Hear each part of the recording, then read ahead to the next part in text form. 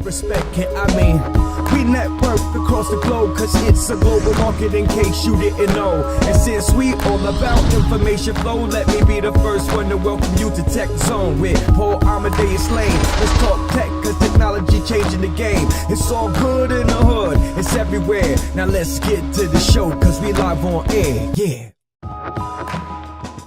Welcome back.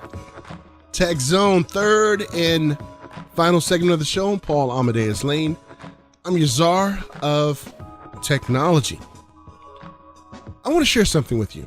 Now, I promise this is not an alternative fact. This is a fact right here, okay? I don't want to hear getting emails or tweets about this. This is not an alternative fact. But the CDC reports that nearly 50% of Americans, and I'm reading this, take prescription medication for one or more chronic illnesses like cardiovascular disease, diabetes, or as Amadeus says, being a diabetical, and also asthma. And an estimated 3 out of 4 Americans fail to take their medication as directed, sometimes with grim results. And according to a partnership of physicians and pharmaceutical companies, a 17% increase in emergency room visits and 10% growth in hospital admissions can attribute to poor medication adherence each year, along with approximately 125,000 deaths.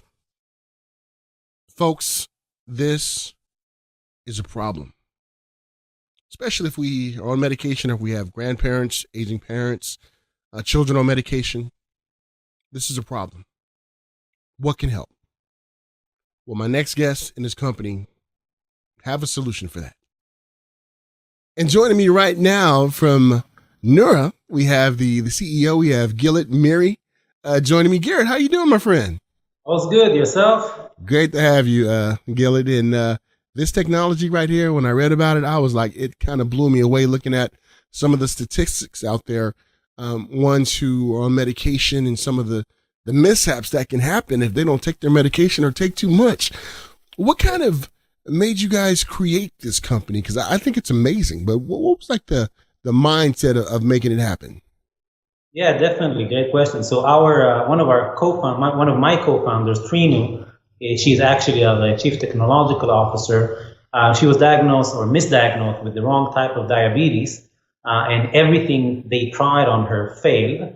And being sort of the data scientist that she is, she started gathering different bits of data around her life, steps, sleep, commute, schedules, and all of that, and eventually realized that the treatment doesn't work because things don't make sense. And she went back with the data, got re-diagnosed, and got the right type of treatment. But throughout this entire process, we realized that there is no one company that tries to understand our life, our patterns, our behavior, and understand how these might then connect to our wellness and health.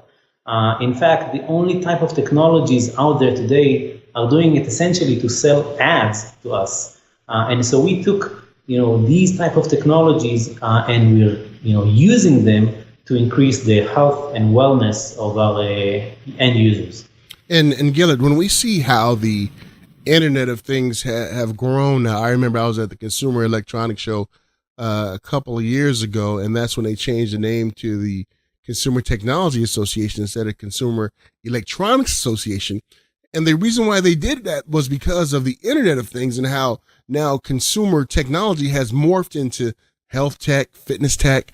And when we see what's out there right now, this type of innovation right here can save a lot of lives. And I know in the personal story you shared about the co-founder and what her experience was, that had to be scary for her to be misdiagnosed and not given the right type of treatment. Very much. If you talk about the Internet of Things, then it's all about the things, right? If you and me, we go into a smart home, use a smart device, we will get the exact same experience because the device don't try and they cannot understand us as much as they understand themselves. Even, any device, a thermostat, doesn't know that I'm running, that I'm on vacation, that I'm heading home. Why? Because it doesn't know me. It knows itself. And it makes a lot of sense because many of these companies, they build devices, they build thermostat, TVs, glucometers. This is their area of expertise. What we do is the only thing we focus around is a person. We try to understand activities, patterns, understand whether you're sleep deprived today when you enter that car, or when you just finished a run and maybe the glucometer should approach you at this time to recommend a blood glucose measurement so that you can become more compliant.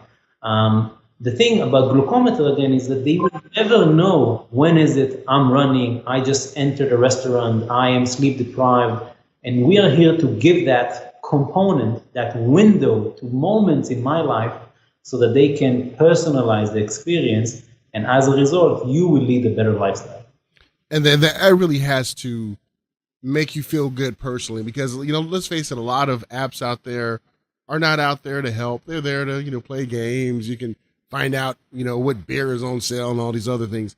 But your app out there can actually save lives and change people's lives. That has to make you and the team really, really feel good, about what you guys are doing. Yeah, look, I've been doing the startup thing for a few years now, and it definitely takes a personal toll, right?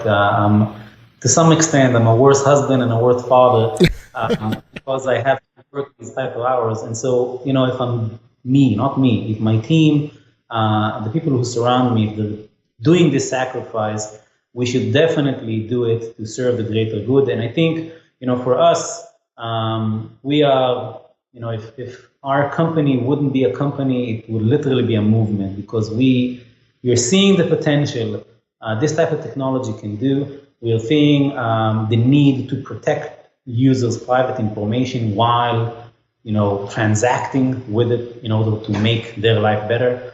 And I've worked with many teams. I'm very proud and humbled by the type of people that surround us in order to achieve this goal. And Gilad, I'm glad you opened up about your personal story about being working with startups and everything.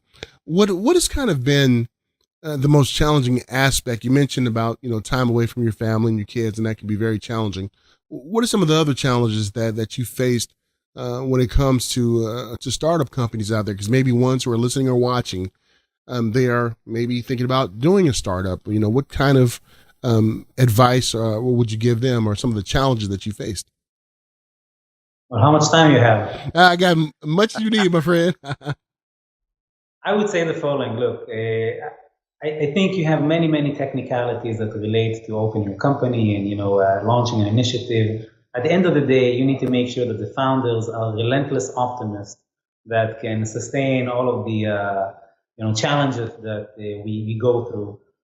Specifically to our challenge, to our startup, we are almost a 4-year-old company with a 1-year-old product. And the reason is because the technological challenge of understanding human life in a very passive way, so the users just live their life, and we understand when did they fall asleep. Again, are they good exercisers? Are they long commuters and all of that, without actually asking them, but rather just being in the background and trying to enhance the solution they work with. From a technological perspective, it's an immense challenge. In fact, again, other than ad plays, there aren't many tech plays that do so. And one of the reasons is because you need a very, very sort of front edge data science, machine learning. The term artificial intelligence is, much more than a marketing term for us. It's literally our bread and butter. And when we look at the AIs now in technology with the Internet of Things, how has that really changed the game? Because some people out there who are listening and watching, they're like into tech a little bit, apps, video games, things like that, streaming services.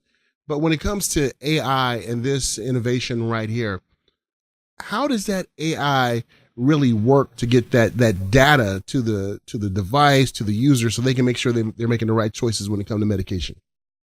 Right. So I'm obviously extremely opinionated when it comes to artificial intelligence. I think artificial intelligence is, again, somewhat an abused term for marketing purposes. But if you really want to dive deeper into the potential of artificial intelligence to impact people's life and businesses' success, the way we do it is, at the end of the day, an artificial intelligence or machine learning engine, what it does is it gives decision-making abilities to a product, right? So it tries to sort of humanize, be a brain to these products, whether a house, a medical device, a car.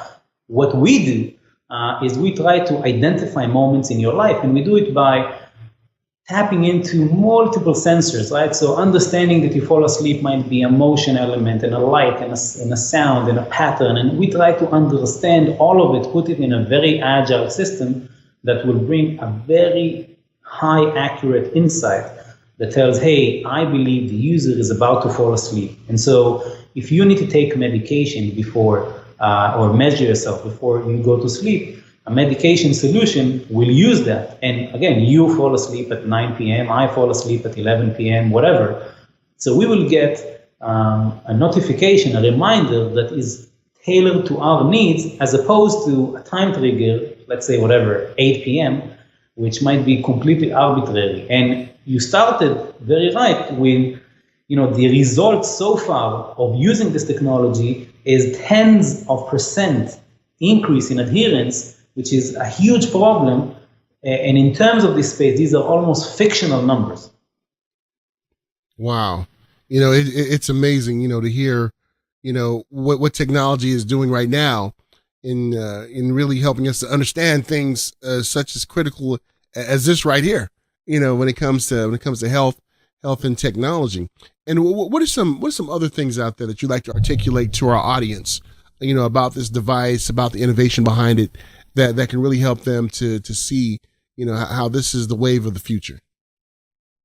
So I think the internet has gone through an evolution, right? If you and me, we go into an eBay site 15 years ago, we would get the exact same site, right? Today, if you and me, we go into Amazon, we get different homepages, right? Amazon tries to recommend things that you buy, things that I buy, et cetera, et cetera. And what happens as a result, we engage more. We engage more with the website, we click more, we pay more, and it's no mystery why the biggest companies in the internet are the ones who know us best, right? Google, Facebook, Amazon, these are data companies. In the outer net, the mobile, Internet of Things, the world is not there, right? You're still focused around taking the phone and saying up and down, on and off. But these devices, these solutions, they don't understand us. They're not focused around us. If we bring the same revolution we brought to the internet, right, of making these solutions tailored to our needs, then we will see a step function, a rise above in terms of the level of experience and value that we derive. And obviously, as a result, companies as well will, reap the rewards. And so I think it's definitely a win-win solution. And artificial intelligence, machine learning are the types of technologies you want to use if you want to analyze behavior, right? Because people are not only unpredictable, they're in a sense unlikely. So it's much more than just a linear, if something happens, then trigger something. It's much more a logic, algorithmic approach to understanding human life. Absolutely. My wife the other day, she said, how did Amazon know I was looking at that purse, And I was like, it's because it's the Internet of Things. It's all these different algorithms, the AI, everything is in there. The cookies, they can all figure out what you're doing in there. But yeah, we can definitely see that. And before go ahead, Gilad. Sorry, you're very right. Today, as I said, these technologies exist, but they're primarily used to sell, purses to people or whatever. We do not do ads.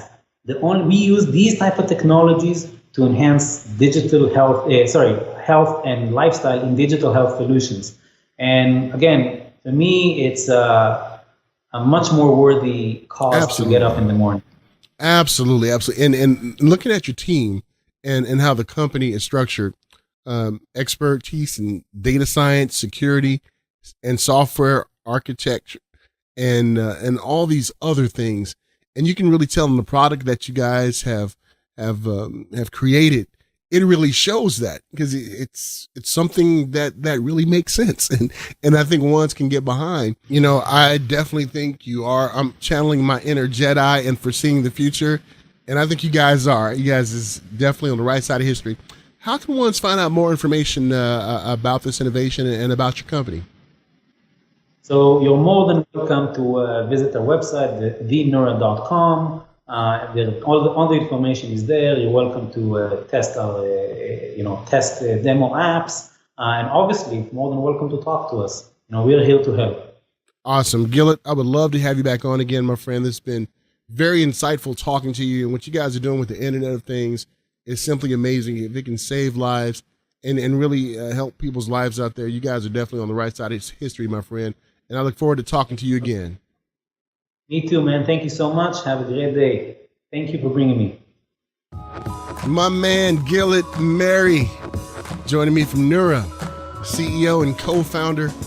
Really enjoyed that discussion with him, as well as all of the discussions that we had with our very, very, very special guest that we've had during this edition of the Tech Zone. Remember, you can always check us out, podcast, you name it, paulonwheels.com. Connect with me social media wise.